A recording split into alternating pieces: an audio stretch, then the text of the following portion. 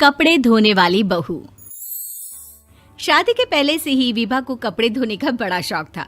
कभी नल के नीचे तो कभी तालाब के पास। अरे मेरी नीली वाली लुंगी नहीं दिख रही है। विभा की अम्मा, कहाँ रखी है लुंगी? अरे वो तो विभा ने परसों ही धोकर रखी थी आपकी अलमारी में, देखो वहीं होगी। वो ना मैंने आज धो दी, मुझे लगा कि गंदी हो गई होगी। अरे कैसे गंदी हो गई थी? उसे तो मैंने पहना भी नहीं। हे भगवान, इस लड़की के कपड़े धोने की आदत से परेशान हो गया हूँ मैं। जितना तो घर में राशन नहीं आता, उससे कहीं ज्यादा डिटर्जेंट पाउडर का खर्चा है। इसकी शादी करवा दो, शादी जाए अपने घर में ही करे काम, फिर चाहे घर के कपड़े धोने हो या पूरे गांव के। हाँ ठीक बोल रही हूँ, देखता हूँ मैं कोई लड़का। वो दिन भी आ जाता है जब विभा को देखने लड़के वाले आ जाते हैं। लड़की मुझे अच्छी लगी। होने वाली सास कहती है, बेटी अगर कुछ पूछना है तो पूछ लो। वैसे तो हमारी लड़की बहुत ही शर्मीली है, जो बोल दो वो मान लेती है, इसे क्या पूछना होगा। अरे कैसी बात कर रही हो माँ, मुझे इन लोगों के घर रहना है, सवाल तो कई है। हाँ हाँ बेटा, पूछ लो ना, क्या पूछना है। आप लोगों के घर कपड़े कौन धोता है? सास का मुंह बन जाता है। देखो, अगर तुम ये कहना चाहती हो कि तुम्हें कपड़े धोने नहीं आते तो सुन लो, कपड़े मैं ही धोती हूँ, लेकिन तुम्हारे आ जाने के बाद मैं रुमाल तक नहीं धोऊंगी। अरे चुप रहना भाग्यवान, बहू बेचारी घर आई नहीं, उसे डराना शुरू कर दिया। वो क्या है ना बिटिया, अभी तक तो ये कल्लू की माँ ही धोती थी, लेकिन अब तुम्हारे पापा तो दहेज में वॉशिंग मशीन देंगे ही। तभी विभा की माँ बोल पड़ती है, सवाल भी पूछा तो क्या। वैसे भाई साहब, मशीन की तो फिर भी कपड़े धोने की कैपेसिटी होती है। मतलब जो बिटिया दे रहे हैं ना विभा, इसे कपड़े धोने का बहुत शौक है। ये आप लोगों के क्या, आस पड़ोस गांव मोहल्ले सबके कपड़े धो दे और उफ तक ना करे। बाहर देखा नहीं आपने कितने कपड़े सूख रहे हैं? सब हमारी बिटिया ने ही तो धोए हैं। बस भी करो ना माँ, शर्म आ रही इतनी तारीफ सुनकर। और तो और एक दाग निकाल कर दिखाओ तो मान जाऊं। हाँ अच्छा, माफ करना बेटा, मैंने गलत समझा।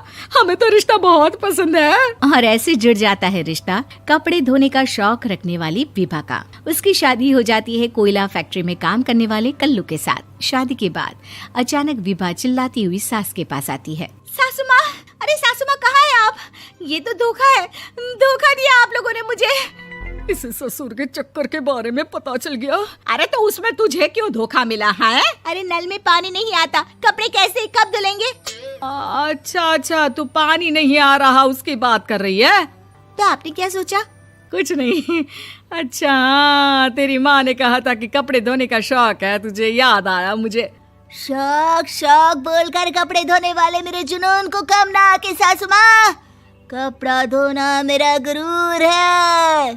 तभी पति भी वहाँ आ जाता है। अभी मैंने इसे सनी देओल की फिल्म दिखाई है, उसी के डायलॉग मार रही है माँ। अच्छा सुन, साफ साफ बता रही हूँ, पानी सुबह 4 से 6 और शाम को 10 से 12 आता है, समझी? विभा टाइमिंग सुनकर हैरान हो जाती है। ये क्या भूतों का मोहल्ला है?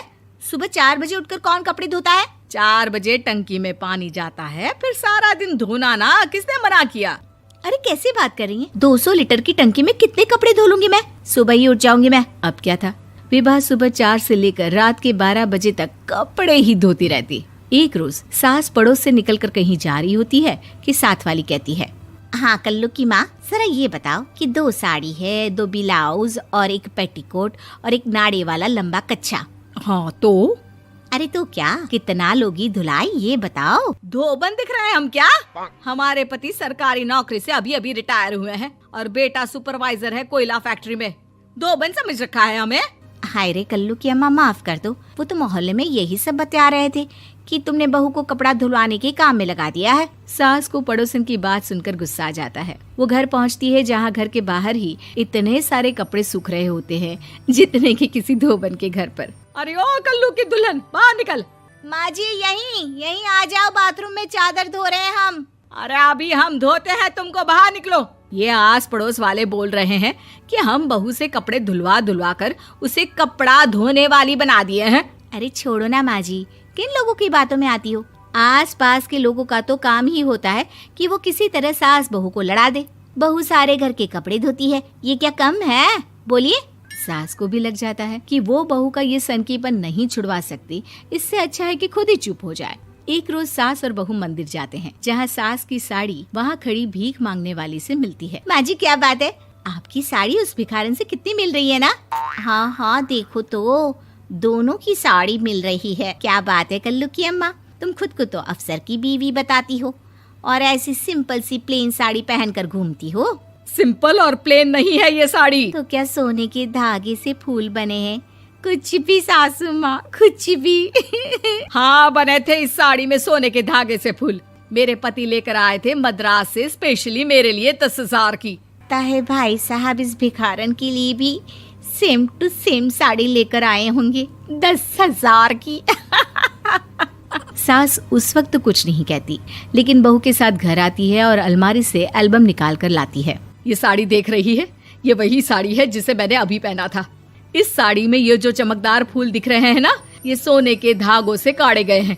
लेकिन तू लोकल वॉशिंग मशीन ब्रश से घिस घिस कर सारे फूलों को निकाल कर साड़ी प्लेन कर दी।